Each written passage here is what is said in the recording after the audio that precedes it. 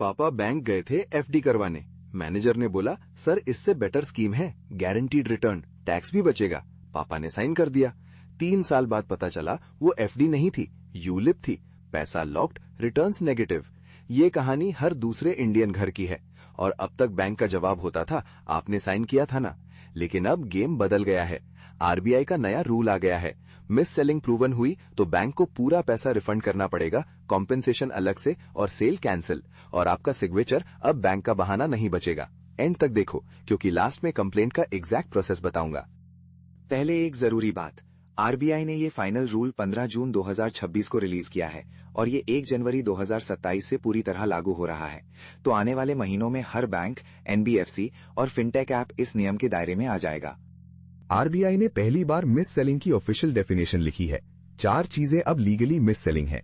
Type 1, unsuitable product, आपके profile के लिए गलत प्रोडक्ट बेचा, चाहे कंसेंट दिया हो। टाइप 2, इनकम्प्लीट या गलत इन्फॉर्मेशन, फीस छुपाना, रिस्क को गारंटीड रिटर्न बोलना। टाइप 3, फोर्स्ड बंडलिंग, लोन चाहिए तो इंश्योरेंस लेना पड़ेगा, ये अब बैंड है। टाइप 4, बिना क्लियर कंसेंट के बेचना, एक फॉर्म पे 5 प्रोडक्ट्स का कंबाइंड कंसेंट अब नहीं चलेगा, हर प्रोडक्ट का अलग क्लियर हाँ चाहिए। अब पावर वाला हिस्सा, मिस सेलिंग प्रूवन होने पे 1, पूरा रिफंड, पार्शियल नहीं पूरा। 2, कॉम्पेंसेशन, जो नुकसान हुआ उसका मुआवजा भी। आरबीआई का प्रिंसिपल है, कस्टमर को वहां वापस पहुंचाना जहां वो होता अगर मिस सेलिंग हुई ही ना होती। 3, सेल कैंसिल, और आरबीआई ने जड़ पे वार किया है, बैंक सब एम्प्लॉइज को ऐसे टारगेट्स नहीं दे सकते जो मिस सेलिंग पुश करें। और 30 दिन का कॉल बैक रूल, सेल के 30 दिन में बैंक को आपसे फीडबैक लेना होगा, उस टीम से जो सेल में इन्वॉल्व नहीं थी। सोचो ये रूल क्यों लाना पड़ा। सिर्फ इंश्योरेंस सेक्टर में आईआरडीआई को 1 साल में 26,000 से ज्यादा मिस सेलिंग कंप्लेंट्स मिली, पिछले साल से 14% ज्यादा। ये सिर्फ वो लोग हैं जिन्होंने कंप्लेंट की।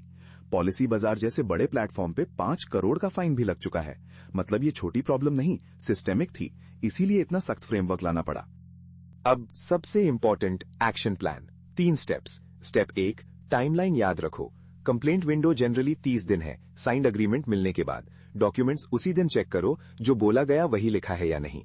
स्टेप 2, पहले बैंक में रिटर्न कंप्लेंट दो, ईमेल या ब्रांच में एक्नॉलेजमेंट के साथ। कॉल रिकॉर्डिंग्स, व्हाट्सएप मैसेजेस, सब एविडेंस संभाल के रखो। स्टेप 3, बैंक ना सुने तो RBI ombudsman. Free complaint file करो cms.rbi.org.in पे, लॉयर की जरूरत नहीं। और एक और एडवाइस, जब भी स्पेशल स्कीम ऑफर हो, पूछो ये प्रोडक्ट है क्या, एफडी, इंश्योरेंस या म्यूचुअल फंड, जवाब लिखवा लो। तो याद रखो, बैंक का आपने साइन किया था वाला हथियार खत्म। आपका हक है पूरी जानकारी का और गलत बाइक प्रोडक्ट पे पूरे रिफंड का। ये वीडियो अपने पेरेंट्स को जरूर भेजो, क्योंकि सबसे ज्यादा मिस सेलिंग उन्हीं के साथ होती है।